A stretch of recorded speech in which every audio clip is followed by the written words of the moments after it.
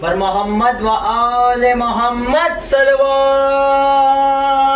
اللهم صل على محمد وآل اور محمد. عصمت بی بی خدیجہ سلام اللہ علیہا و صلوات اللہ علیہا بآواز بلند صلوات. اللهم صل على محمد وآل محمد. شہزادی کونین بی بی فاطمۃ الزہرا سلام اللہ علیہا و صلوات اللہ علیہا بآواز بلند صلوات. اللهم صل على محمد وآل محمد. وعجل فرجهم وعليك. لا حول ولا قوة إلا بالله العلي العظيم.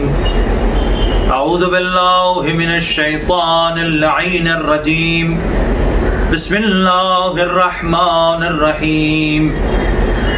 الحمد لله الذي هدانا لهذا وما كنا لنهتدي لولا أن هدانا الله.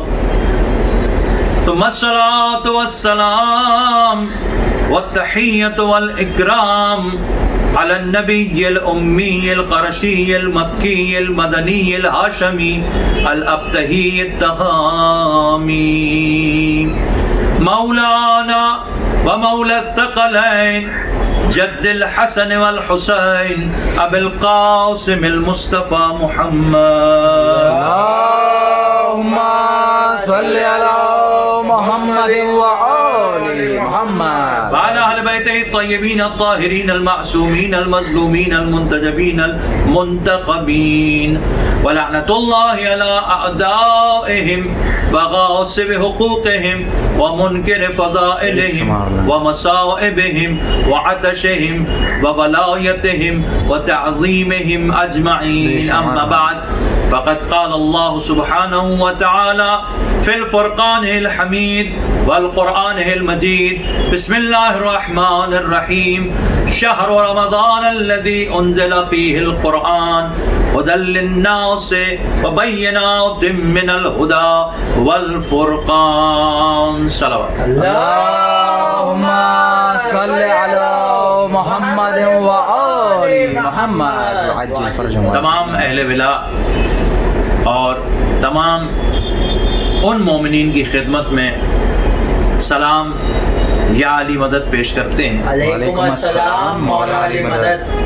کہ جو ماہ رمضان آنے کے بعد فوراً معرفت کی دنیا میں قدم رکھتے ہوئے یہ جانتے ہیں کہ اگر اس ماہ میں دو قرآن کے نزول کی خوشخبری ہے.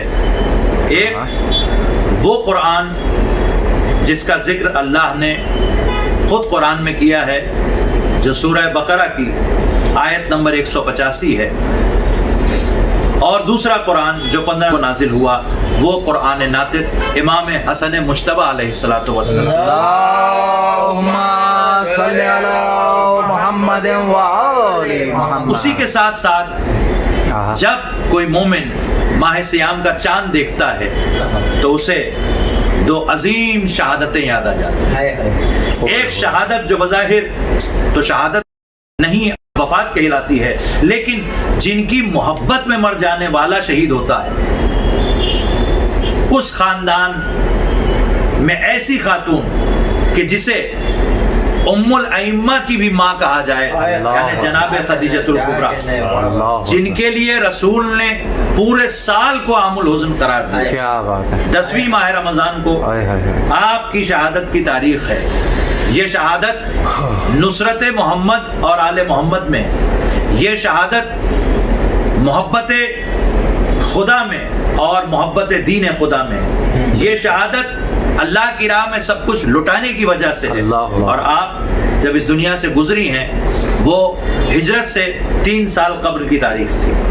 اس کو عام الحزن قرار دیا تھا سرکار نے. اور اس کے بعد تمام علی والے جانتے ہیں کہ ماہ رمضان ہی وہ مہینہ ہے کہ جس مہینے میں وہ دن آیا کہ جو عاشور سے کم نہیں. اللہ اکبر اللہ اکبر. انشاءاللہ اس کے حوالے سے مجلس ہوگی، کیونکہ ہمارے اور آپ کے پہلے امام اسی مہینے میں ہم سے جدا ہوئے. اللہ اس ماہ سیام میں بی بی جدا ہوئی ہیں ہم سے. اللہ اکبر. کہتا ہے اے بی بی، ہم نے جو ماہ سیام کا پہلا چاند دیکھا ہے، عرب کا شاعر ہے، اس کا مفہوم آپ کو خدمت میں عرض کر رہا ہوں کہ بی بی جو ہم نے ماہ سیام کا چاند دیکھا ہے، اس چاند کو دیکھ کے ساری دنیا تو مبارکباد دیتی ہے، لیکن ہمارا دل یہ چاہتا ہے کہ ہم آپ کو پرسہ دیں. اللہ اکبر. انشاءاللہ اس کے حوالے سے جو اردو شعراء نے بھی اشعار کہے ہیں، موقع ملے گا تو آپ کی خدمت میں پیش کروں گا.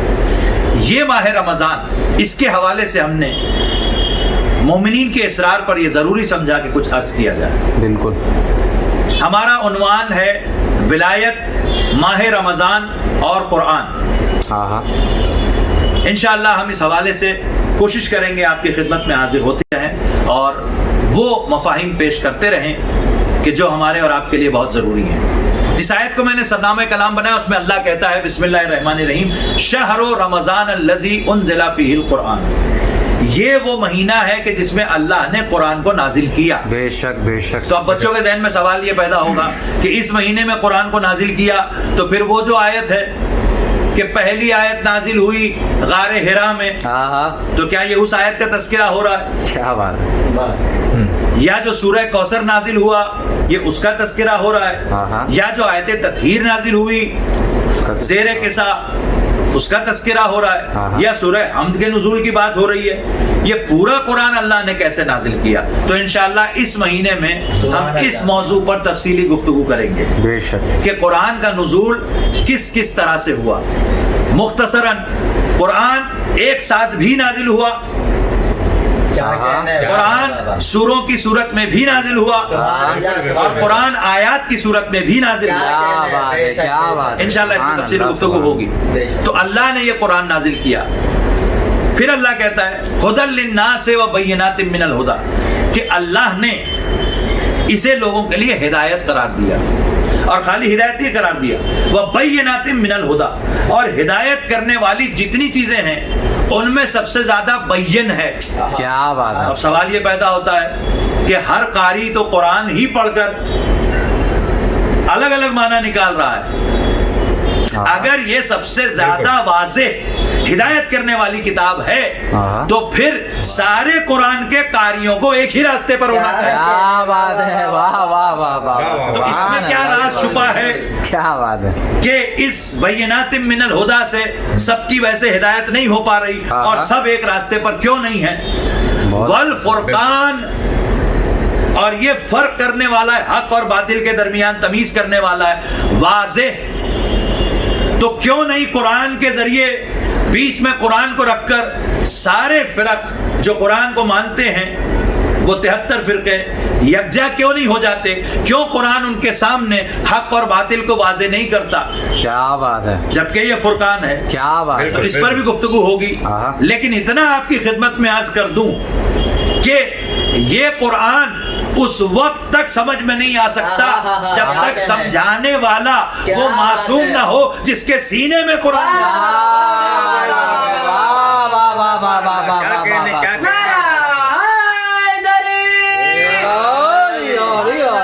یہ قرآن جو اللہ نے اپنے بندوں کی ہدایت کے لیے نازل کیا ہے، وہ اس وقت تک حق اور باطل میں فرق نہیں کر سکتا بالکل جب تک کہ اس کو نہ مانا جائے کہ جسے مجسم فرقان کہتے ہیں. کیا بات ہے. رسول کی حدیث یاد ہے نا؟ کیا بات ہے. واہ واہ واہ واہ واہ. اب جہاں جہاں جو علی کے مقابلے پر نظر آئے گا وہ باطل ہوگا، کیونکہ وہ علی کے مقابلے پر نہیں آیا، فرقان کے مقابلے پر آیا ہے. اور فرقان علی کو بھی کہتے ہیں، قرآن کو بھی کہتے ہیں. سبحان اللہ. فرقان ہے حق اور باطل میں فرق کرنے اہل بیت علیہ الصلوۃ والسلام کے دشمنوں پہ لعنت. شمار. لیکن میں اس سب سے تھوڑا سا ہٹ کے اپنے بچوں کے لیے ایک بات عرض کرنا چاہ رہا ہوں. جتنے جوان مجھے سن رہے ہیں، جتنے بزرگ مجھے سن رہے ہیں، مجھ سے بہتر جانتے ہیں، اور ساری دنیا میں جو یہ آواز جا رہی ہے شاید کوئی پیغام ہم پہنچا سکیں. ایک عام سی ایسی غلطی ہے جو سب کرتے ہیں ہر جگہ. میں معصوم نے جو حکم دیا اس کے خلاف صرف آپ کو سمجھانے کے لیے پھر وہ غلطی دوہرا رہا ہوں کہ جو غلطی لوگ کرتے ہیں. جب یہ مہینہ آتا ہے تو لوگ کیا کہتے ہیں؟ رمضان آ گیا. جی معصوم نے منع فرمایا. جب یہ مہینہ چلا جاتا ہے تو لوگ کیا کہتے ہیں؟ رمضان چلا گیا. معصوم نے منع فرمایا. جی بالکل. جب یہ مہینہ ہوتا ہے تو لوگ کہتے ہیں کہ ارے بھائی یہ تو رمضان کا مہینہ ہے، یا تو رمضان ہے یہ.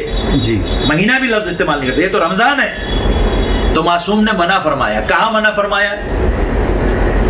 پانچویں امام ابو جعفر امام محمد باقر علیہ الصلوۃ والسلام. اللہم صلی علی محمد وآل محمد وعجل فرج. کافی کی عربی کی 4 جلد میں یہ حدیث آپ کو ملے گی کہ جہاں پر پورا باب باندھا ہے شیخ کلینی نے.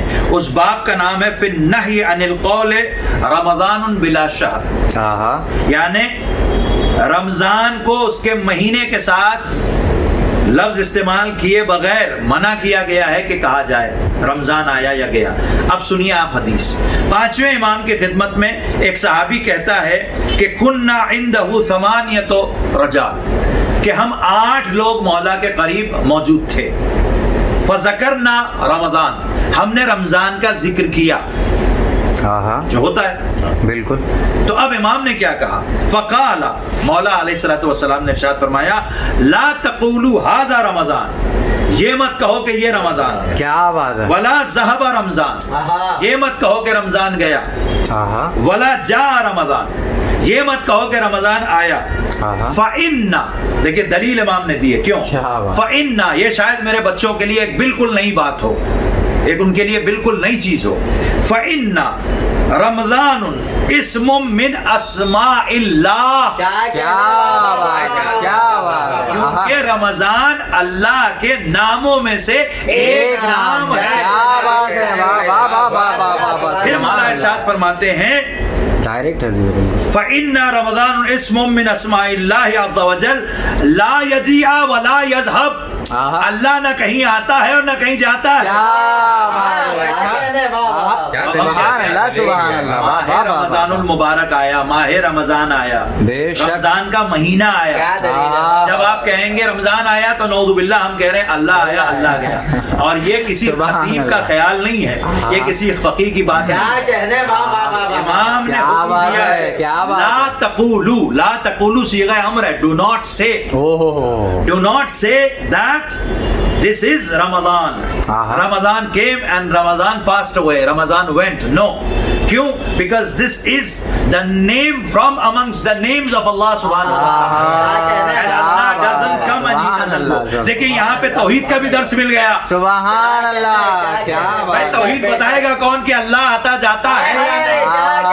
وہی تو بتائے گا کہ جو اللہ کی صفات کا مظہر بنا بھیجا گیا. بالکل. اب جب کہ اللہ کا مہینہ شہر رمضان، ماہ رمضان آیا ہے اور اللہ سبحانہ و تعالیٰ نے ہم کو یہ توفیق دی ہے کہ ہم اس مہینے میں روزے رکھیں. بے شک. تو میں یہ بھی بتاتا چلوں کہ آپ روزوں کو لائٹلی نہ لیں. اگر آپ روزہ رکھ سکتے ہیں تو ضرور رکھیں. کیوں؟ امام نے ماہ رمضان کو، شہر رمضان کو اور اس کے روزوں کو دین کی بنیادوں میں سے قرار دیا. بالکل. یہ بھی میں حدیث آپ کی خدمت میں ایک بہت امپورٹنٹ حوالے سے پیش کر رہا ہوں. وہ حوالہ کیا ہے؟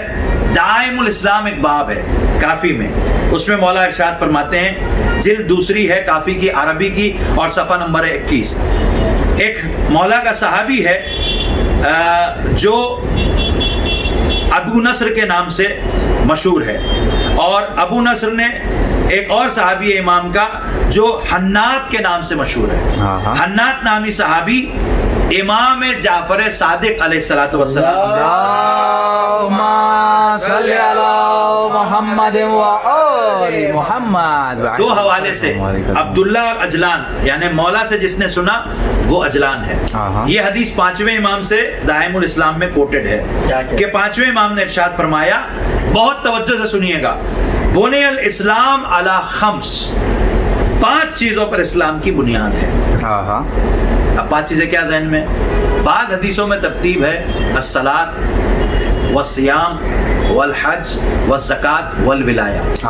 تو اس لیے مقصر مولوی فائدہ اٹھاتے ہوئے ولایت کو کہتا ہے کہ بھئی پہلے نماز ہے, پھر روزہ ہے, پھر حج ہے, پھر زکات ہے, پھر ولایت. بے شمار لعنت ہے اس پر. اس لیے میں نے کہا کہ ماہ رمضان میں جب شیطان قید ہو گیا ہے تو کیوں نہ مقصر مولوی کو بھی زنجیر پہنا دیں. اس حدیث میں مولا نے جو ترتیب ہوگی وہ ترتیب اس میں ارشاد فرمایا ہے کہ ترتیب کیا ہے؟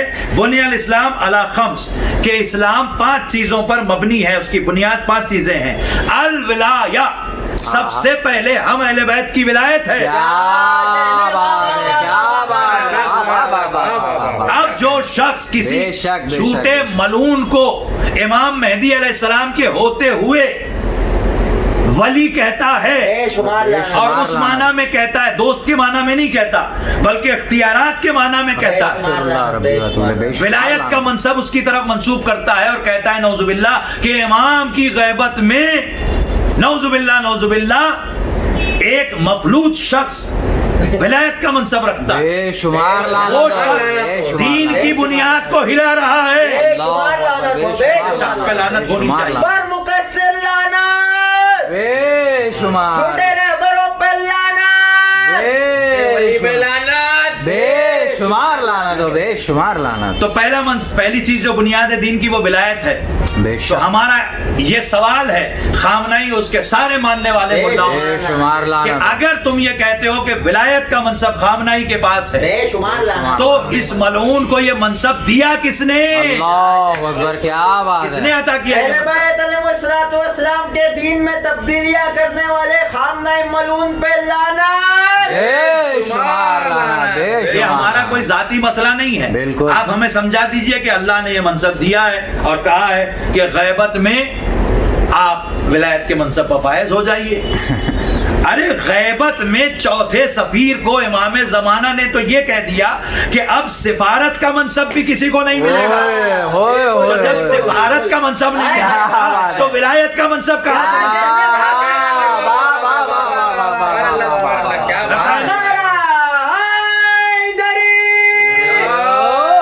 نہیں بھائی, وہ اصل میں کیا ہے کہ آپ جو ہے وہ آپ علماء کے مراجع خلاف, بالکل مراجع اور علماء کی بات نہیں ہو رہی یہاں پر.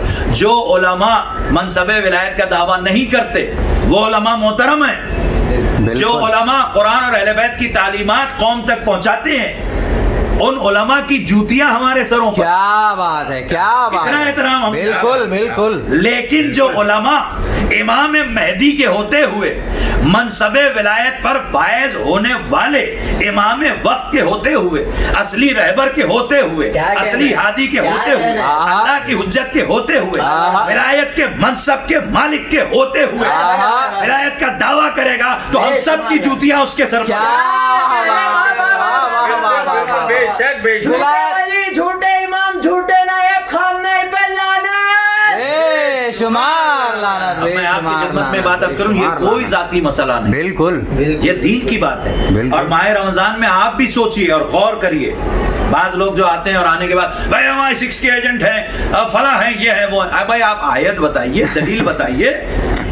ایجنٹ تو ہم آپ کو شیطان کا ثابت کر دیں گے قرآن سے. سبحان اللہ, سبحان اللہ, کیا بات ہے. ایجنٹ وہ پیسے کے لیے کام کرتے ہیں, کیونکہ اگر پیسے کے لیے کام نہیں کر رہے ہوتے تو کم سے کم اپنی بات کی دلیل میں کوئی آیت تو پیش کرتے, کوئی حدیث تو پیش کرتے. سارے فتوے آیت کے خلاف, سارے فتوے حدیث کے خلاف, ساری باتیں آیت کے خلاف, ساری حدیثیں رد کر کے اور منصب ولایت کا دعویٰ, یہ تو نہیں چلے گا. شیعت اس مکتب فکر کو کہتے ہیں کہ جہاں پر علی فرقان ہے. کیا بات ہے, واہ واہ واہ واہ. ہم سب کا مولا, ہم سب کا آقا, ہم سب کا رہبر, وہی اصلی رہبر, وہ ولی امر. علیہ تو پہلا جو اصول ہے، بنیاد ہے دین کی، وہ ہے ولایت۔ پھر امام علیہ السلام نے ارشاد فرمایا والصلاۃ، پھر آپ نے ارشاد فرمایا والزکات، پھر آپ نے ارشاد فرمایا والصوم شہر رمضان، یعنی ماہ رمضان کے روزوں کو بھی دین کی بنیاد قرار دیا۔ پھر آپ نے ارشاد فرمایا والحج۔ اب یہ بنیادیں، ماہ رمضان آیا ہے، آپ قرآن کی تلاوت کریں گے۔ بہت سے مومنین ہیں جو کئی قرآن اس مہینے میں پورا پڑھ لیتے ہیں، بہت اچھی بات ہے، لیکن یاد رکھیے اگر آپ نے قرآن سے حق اور باطل کے فرق کو نہیں سمجھا تو آپ نے قرآن سے فیض حاصل نہیں۔ کیا بات ہے، بالکل بالکل۔ اگر آپ نے قرآن سے کھل کے ہدایت حاصل نہیں کی تو پھر آپ جو قرآن کی تلاوت کر رہے ہیں اس سے آپ کو فائدہ نہیں ہوگا۔ بالکل۔ آپ کہیں گے وہ کیسے؟ تو میں نے جو آیت پڑھی تھی ولایت اور شفا کے عنوان میں، اس آیت کو پھر سے دہراتا ہوں اور اس میں یہ بات واضح ہے۔ بسم اللہ الرحمن الرحیم وَنُنَزِّلُ مِنَ الْقُرْآنِ مَا هُوَ شِفَاءٌ وَرَحْمَةٌ لِّلْمُؤْمِنِينَ وَلَا يَزِيدُ الظَّالِمِينَ إِلَّا خَسَارًا۔ کیا بات کہ اللہ نے قرآن میں نازل کیا ہے مومنین کے لیے کیا؟ شفا اور رحمت، اور جس میں شفا اور رحمت مومنین کے لیے، ظالمین کے لیے کچھ نہیں سوائے خسارے کے، سوائے گھاٹے کے۔ اور اس کے ذیل میں جو ائمہ معصومین نے تفسیر میں ارشاد فرمایا ہے، اس میں تفسیر نور الثقلین میں، اردو والی میں بھی آپ کو تفسیر نور الثقلین ملے گی۔ چونکہ ہم لوگ اس وقت یہ جو پروگرام کر رہے ہیں یہ لاک ڈاؤن ہے، چاروں طرف کووڈ-19 کی وجہ سے، تو ہو سکتا ہے بیک گراؤنڈ میں آپ کو مختلف آوازیں آ رہی ہوں، تو آپ ان کی طرف توجہ کرنے کے بجائے اس آیت پر غور کیجئے کہ امام نے کیا ارشاد فرمایا۔ اس آیت کی تفسیر میں چھٹے امام سے حدیث ہے، پانچویں امام سے حدیث ہے، دیگر ائمہ سے حدیث ہے کہ اللہ سبحانہ و تعالی نے قرآن کے علم میں شفا رکھی ہے۔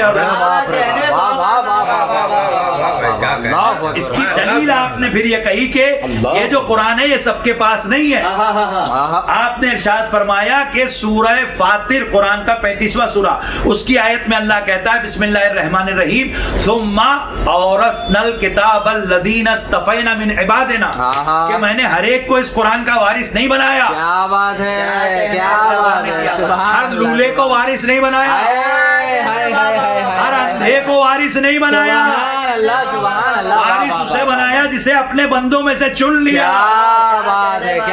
تو جب تک در اہل بیت پر انسان نہیں آئے گا قرآن بھی اسے شفا نہیں دے سکتا۔ الظالمین الا خسارا، اور ظالموں کے لیے کچھ بھی نہیں ہے سوائے گھاٹے کے اور سوائے خسارے کے، سوائے نقصان کے۔ یعنی امام نے یہ ارشاد فرمایا کہ ظالم، عام ظالم کو بھی ظالم کہا گیا، آپ نے کسی پہ بھی ظلم کیا ہو وہ ظلم ہے، لیکن میں مثال دے رہا ہوں، ایک شخص نے اپنے بچے کو بلا وجہ تماچا مار دیا، ظلم کیا اس نے، مگر اس کا بچہ ہے، وہ اسے دبکا کے محبت سے پیار سے راضی کر لے گا۔ ایک شخص نے اپنے بھائی کو تماچا مار دیا، چھوٹے بھائی کو، غلط کیا، بلا وجہ کیوں مارا بھائی، اس کو اس نے گلے لگا لیا۔ لیکن اگر آج کے معاشرے میں بھی کوئی دیکھ رہا ہے کہ کسی نے اپنے بڑے بھائی کو تماچا مار دیا تو آپ سارے لوگ کہیں گے ارے بھائی بڑے بھائی کو مار دیا، بڑے بھائی کو، اب یہ ایشو بن جائے گا۔ کیوں؟ تماچا تو وہی تھا، اولاد کو مارا تو اتنا ایشو نہیں بنا، چھوٹے بھائی کو مارا تو ایشو نہیں بنا، یہ بڑے بھائی کو مار دیا تو کل بڑے بھائی کی تعظیم کرنی چاہیے، اسے احترام کرنا چاہیے۔ یہ کیا کر دیا اس نے؟ چاہے کہ وہ اس کو بھی راضی کر لے، یہ ظلم ہے۔ اب اگر کسی شخص نے کوئی اتنا نالائق ہو گیا، اتنا خبیث ہو گیا، اتنا ملعون ہو گیا کہ اس نے اپنے باپ کو تماچا رسید کر دیا، تو اب تو پورا معاشرہ کہے گا کہ بھائی اس سے زیادہ نالائق اور ملعون تو کوئی ہے ہی نہیں، ہو ہی نہیں سکتا۔ اب تماچے سے آگے کی منزل ہے کسی کو قتل کرنے کی۔ اگر کوئی شخص دنیا میں سب سے بڑا ظالم ہے تو وہ ہے کہ جس نے سب سے پہلے در اہل بیت پر حملہ کر کے جناب محسن کو شہید کیا۔ ہمارا سوال خامنہ ملعون اور اس کے سارے ملاؤں سے یہ ہے کہ ایسے شخص کو عادل اور مقدس بتانے کا کیا مطلب ہے؟ کیوں یہ شخص ہدایت نہیں پا رہا؟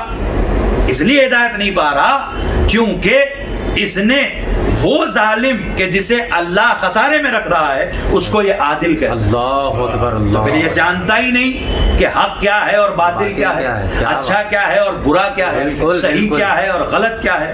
خدا کی قسم ائمہ معصومین علیہ السلام کی بارگاہ میں آ کر ہی علم بھی ملتا ہے, شفا بھی ملتی ہے, کیا بات, رحمت بھی ملتی ہے, بالکل روزی بھی ملتی ہے. سبحان اللہ سبحان اللہ. تمام مومنین, بس ایک بات آخری اور اس کے بعد ایک سوال آپ کے ذہنوں میں چھوڑ جاؤں گا میں اگلے پروگرام کے لیے, کہ مومنین اکثر یہ کہتے ہیں اور سب جانتے ہیں کہ شیطان اس مہینے میں قید ہو گیا ہے, شیطان قید ہو گیا ہے, شیطان قید ہو گیا ہے. بے شک حدیثوں میں ہے باقاعدہ کہ اسے قید کر دیا جاتا ہے جی, لیکن یاد رکھیے شیطان تو قید ہوا ہے, ملا قید نہیں ہوا ہے. بھائی سورہ ناس پڑھیے نا, الذی یوسوس فی صدور الناس من الجنۃ والناس. جو جنوں میں سے شیطان ہے وہ تو قید ہو گیا, لیکن جو انسانوں میں سے وہ الناس ہے, جملہ سنیے, وہ الناس ہے جس کی وجہ سے سب کچھ ستیاناس ہے.